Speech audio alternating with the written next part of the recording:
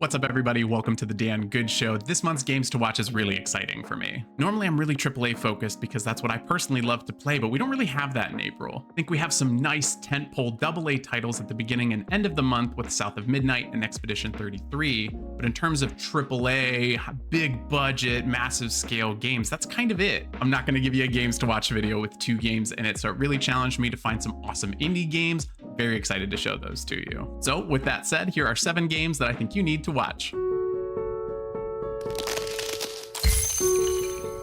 Starting this month, cute and cozy with Koira. Koira is a tale of friendship between you and your new dog companion. Together, you'll travel a musical forest, meet other woodland creatures, solve ancient puzzles, and try to find your way home while dodging hunters. This game has a beautiful hand-drawn art style to it that I love. You're gonna hear me mention art styles a lot this month. You start off in the woods, of course. You have these beautiful groves, these snowy mountains, these caves. It's really beautiful game. Early gameplay involves bonding with your dog, which is great. We get to feed him, we get to care for him, we get to play with them. All good boy stuff. The puzzles in Koira are all about restoring ancient monuments through these puzzles, bringing music back to the forest. Some of the animals that we meet won't just be friends, they'll also be in need of our help. And this is where the hunters come into play. When the hunters are on screen, gameplay switches over to stealth. And so we have this mix of playing with animals, rescuing animals, solving puzzles, dodging the hunters in this beautiful world. That's Two-Toe Town. Big gator. South of Midnight is a third-person action-adventure game taking place in the American Deep South. A hurricane tears through Hazel's home and brings Southern folklore to life. Now called to become a weaver, a magical mender of broken bonds and spirits, Hazel takes on magical creatures, restores her world, and uncovers her family's secrets. Hazel's weaver powers remind me very much of Kena Bridge of Spirits in terms of the way that they're used for combat, for traversal, for puzzle solving. I really get that vibe. I loved Kena. Of course, one of the major things that stands out for South of Midnight is getting to explore the Southern folklore that we'd never see on any kind of screen. But what also stands out to me in this game is its art style. It's really hard to describe, which I think is fantastic. It's uniquely South of Midnight, but it also has this really cool stop motion feel to it, which if there is a motion sickness concern for you, which sometimes there is for me, you can toggle that off, which I think is a nice accessibility feature. The more we see of this game, the more excited I get for it. It's very much my jam. For the house you're exploring is actually being built by you.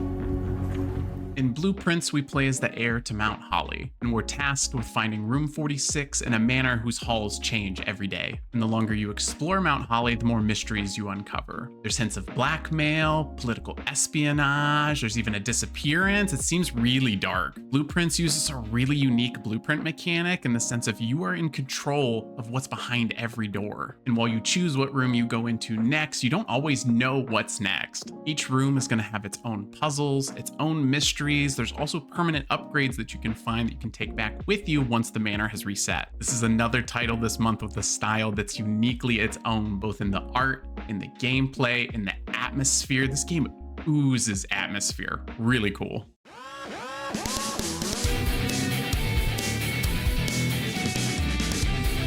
Hey, I'm warning you now, Promise Mascot Agency looks bonkers. Promise Mascot Agency is an open world management game where we play as an ex-Yakuza member who's tasked with reviving this mascot agency while on his own discovering what went wrong with his clan. In this world, mascots are living, breathing creatures with their own personalities, their own chaos, their own challenges to manage. You can also befriend some crazy town residents who can help you out with a unique card system when you send your mascots out on jobs that inevitably go wrong. You can also step out of the office in your mini truck to explore the town, to unlock collectibles, and uncover hidden mysteries. The level of zaniness in this game screams Yakuza to me, so I think if you're a fan of that franchise, this is very much a game you want to look out for. Inquisitor. A word in private. Mandragora, Whispers of the Witch Tree is a title I've actually had my eye on for quite some time. In Mandragora, you play as a disgraced Inquisitor. You're on a quest to save your world from monsters by entering the realm of entropy. Your Inquisitor is super customizable. You have plenty of cosmetic choices, but you also have 6 unique classes to play from. It can take you all the way from sword and shield to different magic users. You've got a lot of options in your gameplay. Each class has its own unique talent tree, and there are hundreds of unique ability upgrades, both passive and active. Mandragora has an awesome 2.5D art style. It's a side-scrolling adventure with Souls-like combat and Metroidvania exploration, which sounds awesome. There are 10 unique maps. There's multiple story endings depending on your choice, which I don't think is common for this kind of game. And a new Game Plus option lets you run it back with a different class and pursue a different ending. Most days the way I feel, most days the way I feel all the time, all the time. Back in February, we talked about Date Everything, but we got stiffed. It got delayed to the summer, so I found a new dating sim for you. Monster Prom 4 is a race against the clock to find a date at MonsterCon. The con is full of nerdy activities, from video games, comic books, anime, plus some paranormal. You'll even get to make your own comic book during the game, which is super cool, which completes at the end of the story. At the convention, you'll get to meet the staff, all of the zany visitors, as well as a couple suitors. Monster Prom even has multiplayer, which I think is really interesting for a visual novel dating sim kind of game. And apparently with your choices, you can compete for lovers with other players if you share the same romantic interests. Legacy can take many forms, right? Learn from the ones who came before. And lay the trail for the ones who come after.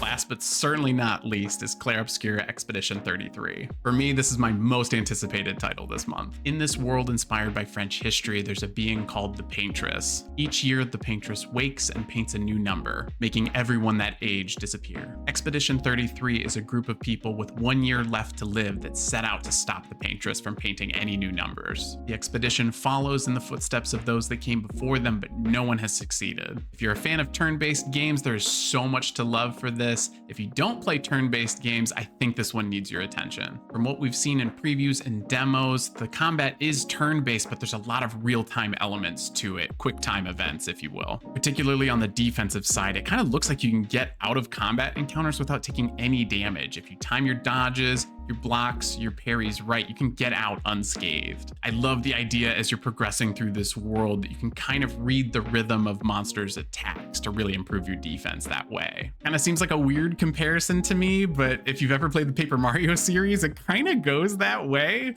This is obviously much more stylized in like a high fantasy setting, but when I think of real-time elements to turn-based combat, I think Paper Mario. The world of Expedition 33 is gorgeous. Whether you're progressing on foot or you're progressing the overworld, which has a really nice look of like an old school Final Fantasy game, stunning.